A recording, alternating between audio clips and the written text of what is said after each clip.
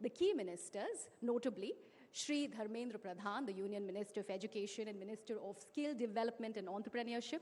Also, Shri Nitin Gadkari, the Union Minister of Road, Transport and Highways. Shri Mansukh Mandavia, the Union Minister for Health. Now, we also heard from top policy makers, technocrats, pioneering entrepreneurs, and also filmmakers and corporate captains. So that's not it. Day 2 is all set to be even more grander, and that's something that we're all looking forward to. So ladies and gentlemen, we start today's proceedings with a matter straight from the heart. Now literally, I say that, why is it from the heart? Because one thing is clear. When it is coming to the healthcare system, inaction is not an option. And this is particularly relevant for non-communicable diseases, which is the NCDs, such as the cardiac occurrences or the chronic diseases. Now, NCDs are one of the major challenges for public health in the 21st century. And not only that, it also goes ahead and also relates to human suffering, which is the broader aspect of it. They also cause that kind of suffering, which also harms and inflicts upon certain situations on the socio-economic development of the country. So who better to talk about this than Professor K. Srinath Reddy? He's the former head of the Department of Cardiology at the All India Institute of Medical Sciences in New Delhi, and also the founding president of the Public Health Foundation of India. A winner of the Padma Bhushan Award, he is a member of the Government of India Technical Task Force of COVID-19, and today he will be speaking to us on the issue which is the subject of so many conversations at home and in offices all over the country, which is there really a sudden and sharp increase in the number of heart failures, especially among the younger people? And he'll, of course, be following it up with questions from the audience. So, Dr. Reddy, I'd like to extend a very warm welcome and invite you onto the stage, please.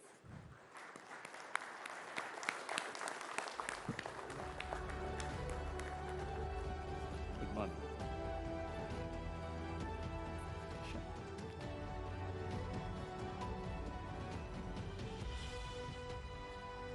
Good morning. A warm round of applause, guys, for the good doctor. So the talk today is Heart of the Matter. Is there a heart attack pandemic? Over to you, doctor. Heart of the matter. As a former head of the Department of Cardiology at the All India Institute of Medical Sciences, where we had to look after many persons with heart disease, we know that all matters of the heart all affairs of the heart are expensive, and not merely in a poetic sense, because they extract a price in terms of death, disease, disability, and also very high expenses in terms of costly care and treatments. But now there's been a question raised as to whether heart attacks are indeed very much on the rise in India, and we are seeing newspaper reports and television reports very frequently of celebrities dying of heart attacks, quite often after they've been to the gym or in the gym, and these are people who should have been considered otherwise very healthy, and most of them had not really reported any major issue related to their heart health. And therefore, when we suddenly find these kind of reports cascading into the news channels and to the newspaper reports, there is alarm that people are indeed now much more prone to heart attacks. So I've been asked to speak on, is there an epidemic of heart attacks in this country? Well, just to clarify, the epidemic actually has been ongoing. It's been going on for quite some time, even since 1990 or even slightly earlier, but particularly since 1990 to 2020, we have seen a huge increase in the number of heart attacks in people of Indian origin, and particularly in India. So this is a public health emergency in slow motion, but nevertheless, it's a public health emergency. And this is not something that is totally new for people of Indian origin, because around 1959, for the first time, in what was then Malaya, but it was actually Singapore part of Malaya, they had reported that Indians had far greater excess mortality rates, almost six-fold higher, of heart attacks compared to the Chinese, and they were mostly in younger or middle-aged population.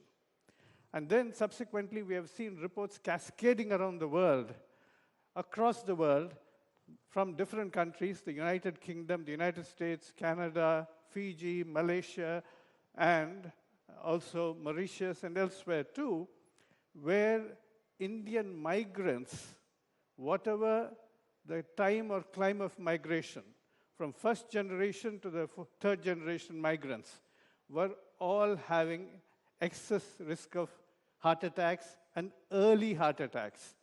So the question became fairly clear as to the excess risk, but the next question was, is it genetic or is it because of other reasons? Now, we started doing studies through the Indian Council of Medical Research funded studies in India in early 90s, and we started comparing, firstly, Indians in India with Indians in UK, and also Indians living in urban areas in India and living in rural areas in India to find out what these differences are.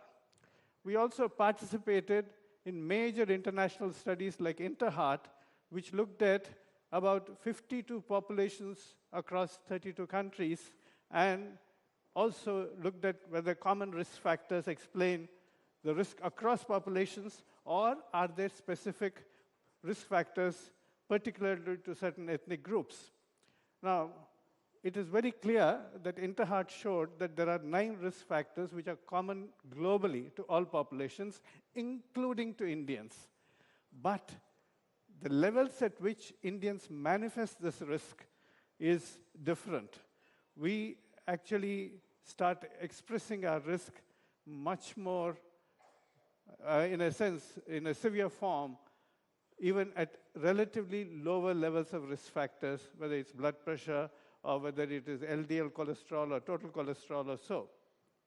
So the question became, is it genetic, or is there some other predisposing factor which sort of identifies why these people are at excess risk?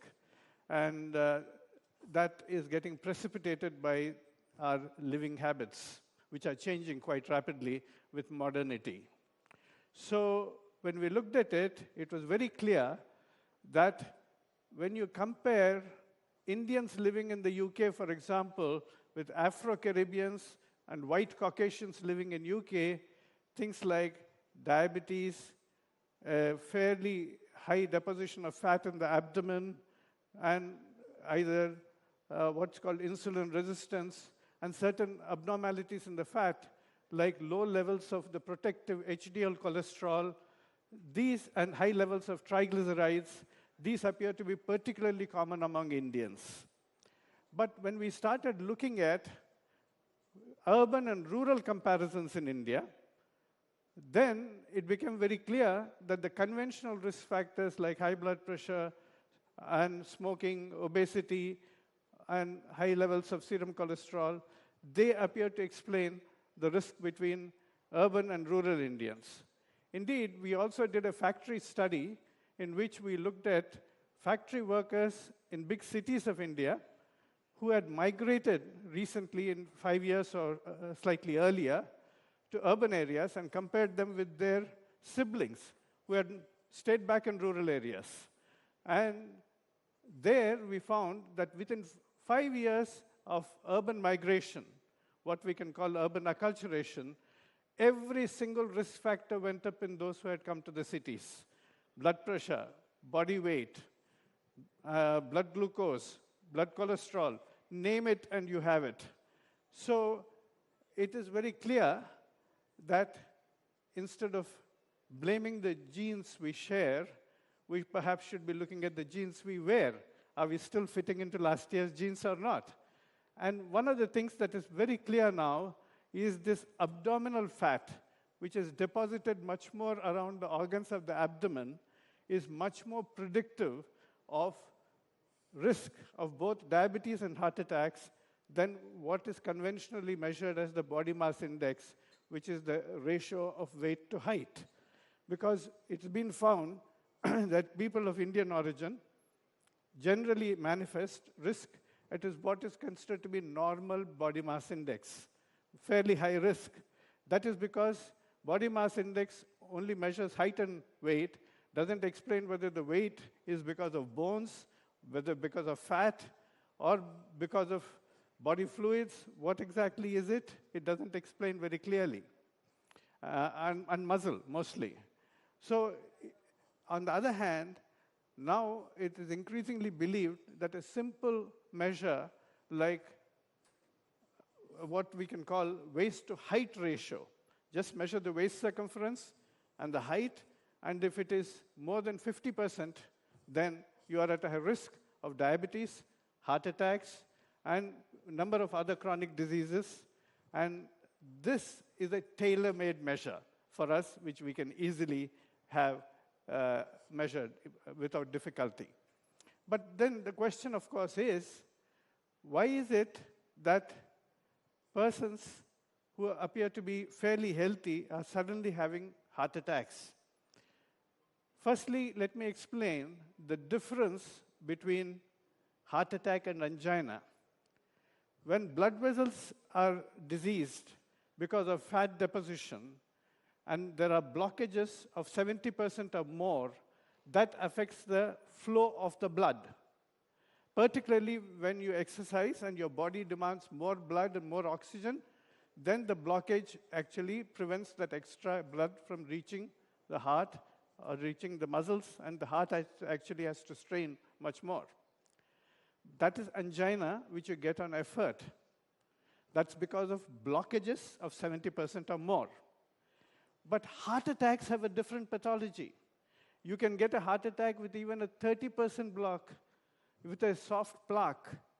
So if there is a soft plaque, which normally does not cause any problem, even on exercise, but if there is a condition which actually makes the plaque rupture, then the exposed surface of the fibrous fatty core of that plaque then gets exposed to the blood flowing in the blood vessel, and that triggers a huge clot that blocks the blood flow and causes a heart attack. And now, therefore, we have to understand what destabilizes the plaque. We know that sudden rise in blood pressure can do it, a lot of stress can do it, smoking can do it, a very fatty meal can do it, and lack of sleep, which can cause a lot of inflammation in the body. Now, inflammation is the key word, whether it is diabetes, or whether it is bad lipids, whether it's lack of sleep, whether it's stress, all of them ultimately cause inflammation in the body, and they break down the plaque, even if it may be small, but if it's a soft plaque and if it gets broken, then... So no wonder somebody seems to be very healthy, used to exercise, but has had a relatively sleepless night, goes and does vigorous exercise, and suddenly the plaque ruptures because of the extra adrenaline and catecholamines that are flowing in. And it is also very clear that now moderation is the key. We have all been told that a lot of good exercise is wonderful, but recently a lot of data have come in that people who do very vigorous exercise very frequently are at greater risk of atherosclerosis. They have greater risk of cardiac rhythm abnormalities. Similarly, too high in HDL. HDL is supposed to be the protective cholesterol. But anybody who has more than 80 is actually at a higher risk of heart attacks. So better keep it above 45, preferably around 50, but certainly not above 80. Similarly, LDL is supposed to be the bad cholesterol. But people with less than 70 milligrams of LDL cholesterol are now shown in studies to be at a higher risk of heart attacks. So we are now beginning to recognize moderation, and the middle path is probably the best, except for tobacco. No smoking, no tobacco product of any kind, anytime. Similarly, fruits and vegetables, of course, you can take plenty because they're protective. So these are important lessons that we are learning, that heart attacks occur because of reasons which are slightly different from that of angina. The overall risk factors like diabetes, blood pressure, high cholesterol, high triglycerides, low HDL, all these are common. But whereas angina occurs because of chronic buildup of these fatty plaques, which grow and start blocking the blood supply, heart attacks can happen suddenly when the plaque breaks down, if it is soft, and then triggers a huge clot. So the important thing is that we try and maintain some of these things under control in terms of risk factors. And now, why is it that COVID is also now supposedly causing higher amount of risk? We know that COVID triggers inflammation. As I said, inflammation is the key word. And COVID triggers inflammation throughout the body. COVID triggers blood clots in the veins as well as in the arteries. It can cause large clots to block the coronary arteries, which are supplying blood to the heart. It can also cause what are called microinfarcts in the small blood vessels of the heart. And they can also cause electrical abnormalities and lead to sudden cardiac arrest. So COVID, because of the inflammation, is also triggering heart attacks. And that is something that we ought to be, and it destabilizes plaques. So that is the reason why we have seen an increase in recent years, particularly of what are reported to be COVID-related deaths. And a celebrity who has recently recovered from COVID goes to the gym after a relatively sleepless night of partying and does vigorous exercise, and next day appears in the headlines as a sudden unexplained death at the age of 40 or 45. So that is the problem. Now, one of the things that we must recognize is that heart attacks are indeed occurring at a relatively earlier age in India, but it is also true that they're increasingly occurring among poorer people. Whenever the pandemic of heart attacks starts, any country, or the epidemic of heart attacks starts in any country, it usually starts in the richer sections who have greater access to fatty diets. They have greater access to labor-saving devices like cars, and even tobacco started first in the fashionable smoking rooms of London, but now it is there in every street corner of almost every low and middle income country.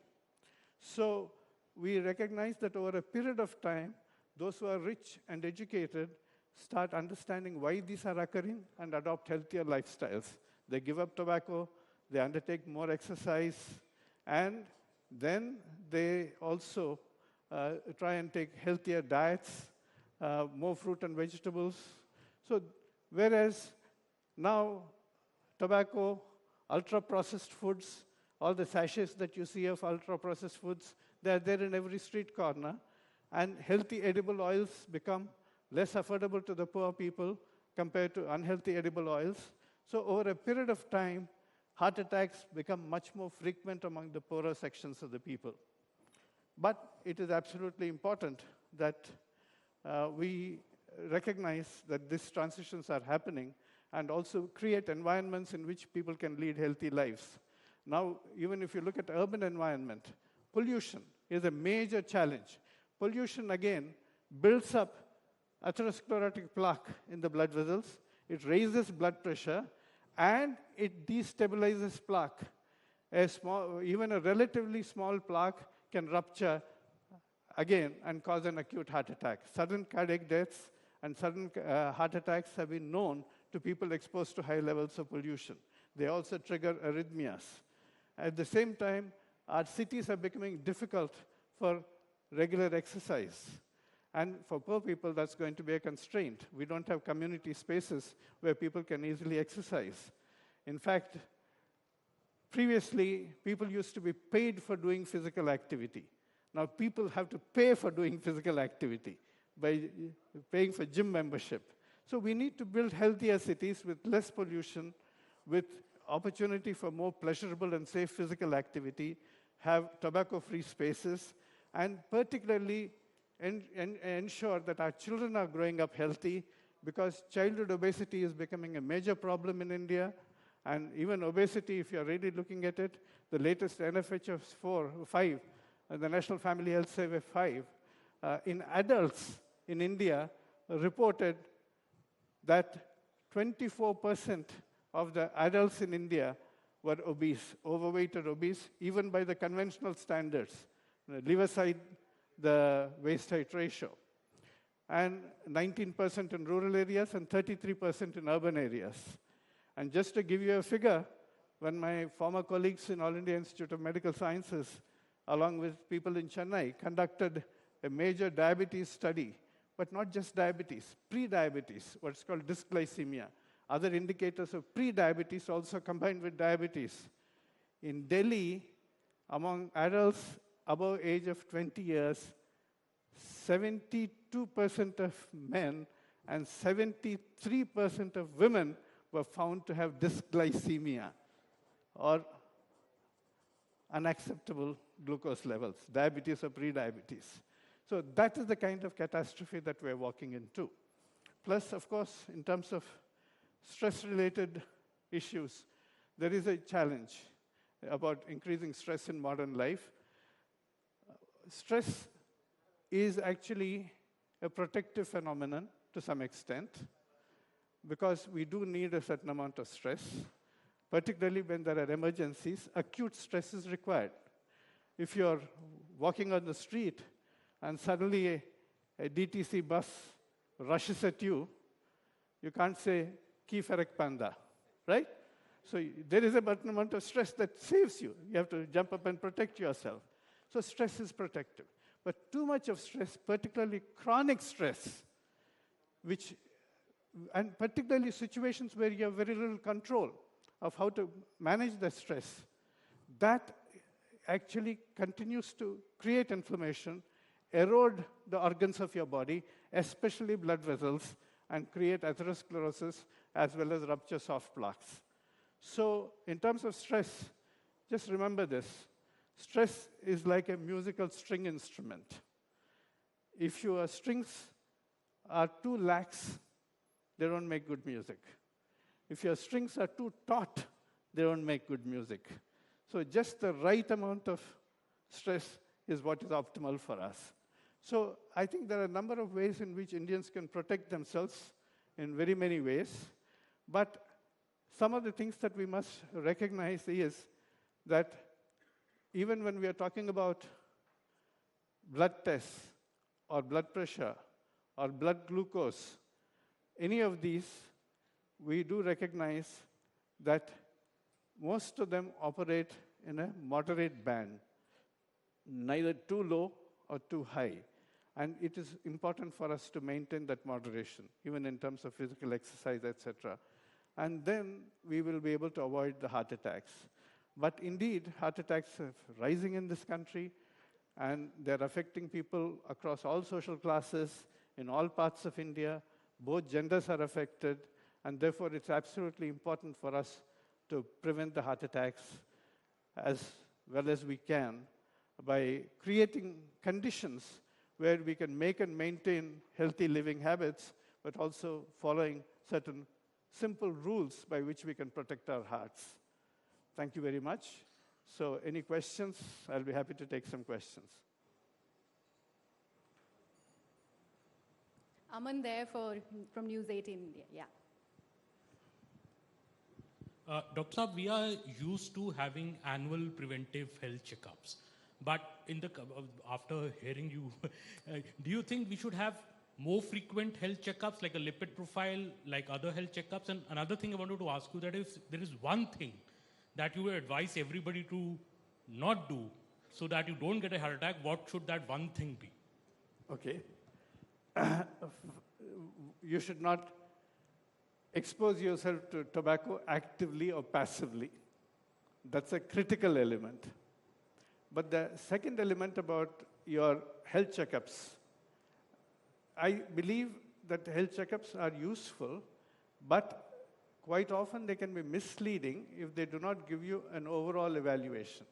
Risk is never usually predicated on a single risk factor. Of course, if you have got a very high blood pressure, 210 by 130, then of course you're in trouble because of that. But mostly it is moderate elevations of many risk factors which together create the situation of a heart attack. Slightly elevated blood glucose, slightly elevated LDL cholesterol, slightly depressed HDL cholesterol. These are the various things that combine. So it's important for you to recognize that you have to modify all of them in general. The second thing is people with even a so-called seemingly normal cholesterol can get heart attacks because it is not just the ratio of HDL to LDL that matters. In LDL itself, there is a thing called small dells LDL, which is much more atherogenic than the big buoyant LDL. And people with diabetes, people with pre-diabetes, and many Indians, unfortunately, tend to have high levels of small dense LDL fraction. And that causes a problem. Now, this is not usually measured, even in your executive checkups. Now, how does one do it? Because it's expensive. So there is a ratio of triglyceride to HDL, which ideally you should be keeping it below 3:1, preferably below 2:1, but above 3:1 sort of spells danger. So these are some of the things that you must learn to recognize. Next. Okay, I believe we have one more question. Yes, the gentleman in the gray suit. Yeah, I'm Major General Sanjay Soi. Thank you so much for wonderful talk. Just a couple of things. In spite of maintaining good diet, at times, and like one doesn't have diabetic, one is not high blood pressure, but still gets a lot of very high cholesterol. Is there anything hereditary to do with it? Will the DNA test help in selecting the diet? Yes. Actually, there is a hereditary component to many of these things, but the actual genetic component explains only less than 10%, all put together. However, in some group of people, familial hypercholesterolemia, there is a very clear-cut genetic predisposition.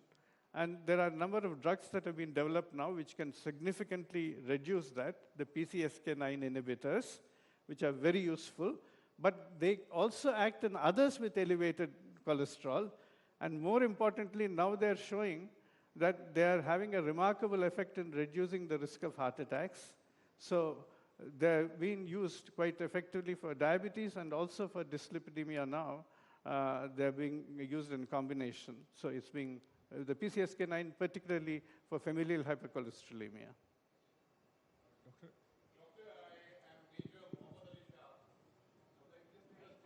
Just hang on. We'll just hand over the mic to you, sir. Yeah.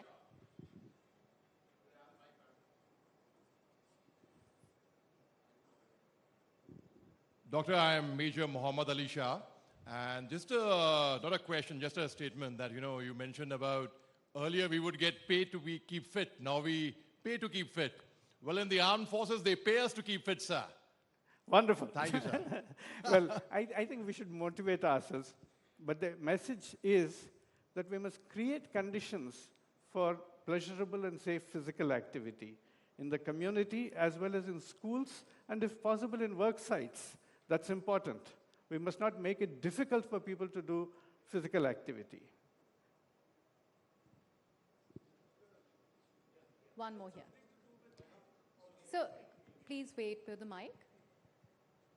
I request all of you to please raise your hand so that we are able to pass the mic. Is it something to do with luck also? There's a lot of diabetic, heavy diabetes, people high on alcohol. Kushwant Singh died at 97. Biggest alcohol guy with diabetes. What a womanizer also. But the Iyengar yoga Are guru, you saying it's a protective factor? Okay. and Iyengar guru died at 88. So it has something to do with luck also, I think. Well, there will always be some exceptions. I go to schools to talk to school children, and they say that my grandfather smoked. Somebody gets up and says, my grandfather smoked, but he lived up to the age of 80. And this is the classical Winston Churchill example. Winston Churchill used to smoke like a chimney, but he lived up to 89 or whatever. So the, please think of traffic signals. You're not supposed to drive through a red light. If you rush through a red light, the likelihood of the probability of you getting an accident is much higher than if you stop at a red light. Of course, sometimes in Delhi, even if you stop at a red light, some car will come and bump you from behind. So some people who observe the rules also will get heart attacks, minority. Some people who do not observe the rules, early morning, hardly any traffic, you rush through a red light, you won't get an accident. Some people who do not observe rules because of combination of other factors do not get the heart attack. But they are also in a minority. For majority, the vast majority, the rules will apply. That if you have these risk behaviors and risk factors, you are likely to get much greater risk of heart attacks. But we do not know what protective factors Mr. Kushwant Singh had. Otherwise, maybe he was less stressed. Maybe he ate much healthier diet. We have no idea. So, socialization is also important. I mean, so social networks, we don't know. Anyway, but do not think that you can live like the few who are exceptions, because you may then succumb to the problem like the majority who are not exceptions. All right, we have time for one last question. I know all of you would like to ask a lot of questions from Dr. Reddy, but one last question. We just wait for the mic, sir. The mic is reaching you. Yes, please go ahead. Yeah, Dr. Reddy, thank you so much for this wonderful talk. Here this side, sir. As a father to a 4-year-old daughter who thinks that the purpose of heart is to miss Papa when he's not around, so what should I do to ensure that when she grows up, she has a healthy heart? So basically, women are better protected against heart attacks than men, up to menopause or even some years after menopause. That's because of various hormones, female sex hormones, and their HDL cholesterol levels are generally higher than that of men. So in general, they're better protected.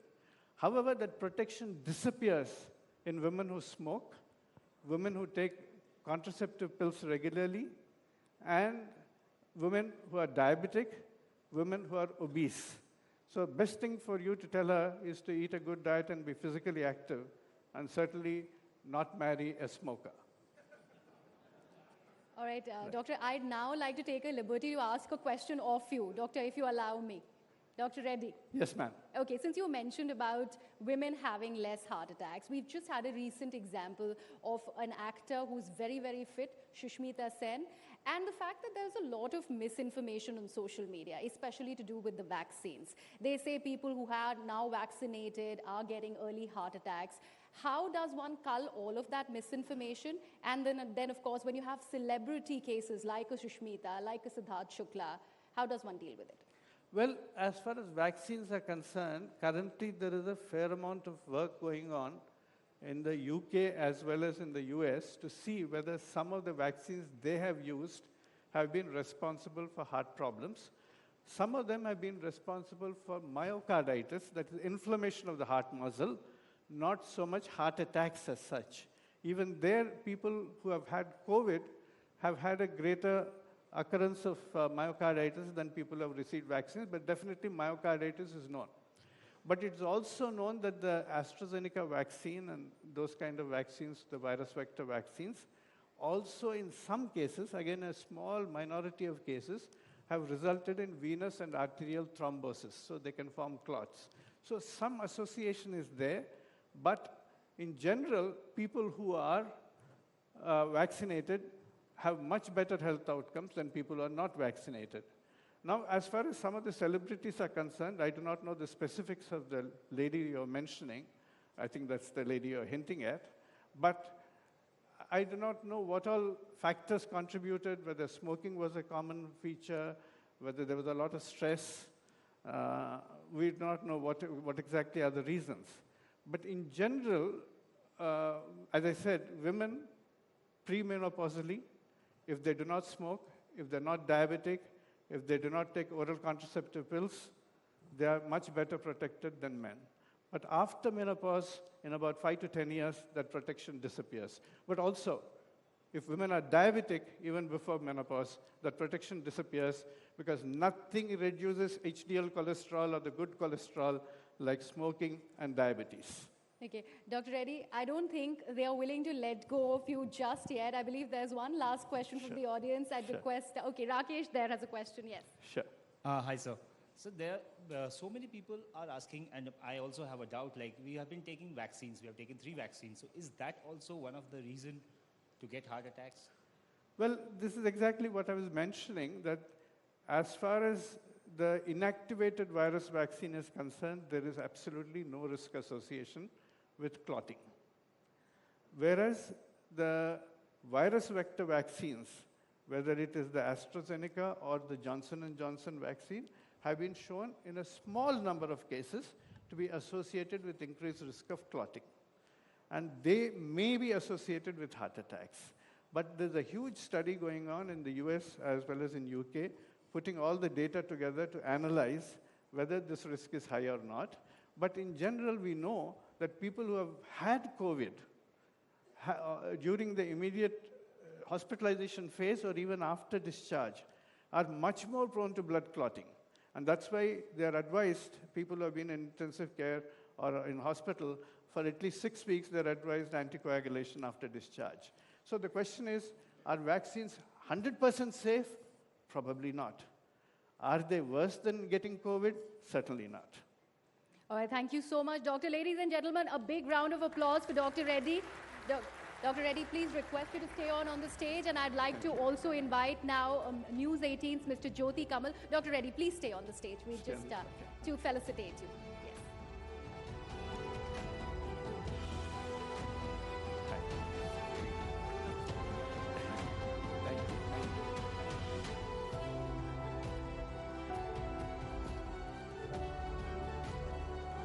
Big round of applause, ladies and gentlemen, for Dr. Srinath Reddy.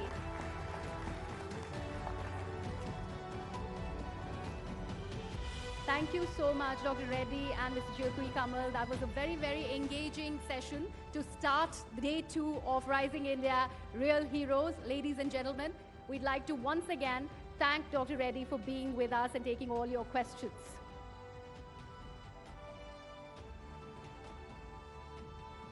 So I hope that you enjoyed the session. Can we have more engagement like you were all engaged and ineptly listening to what Dr. Reddy was saying? Did you enjoy the session?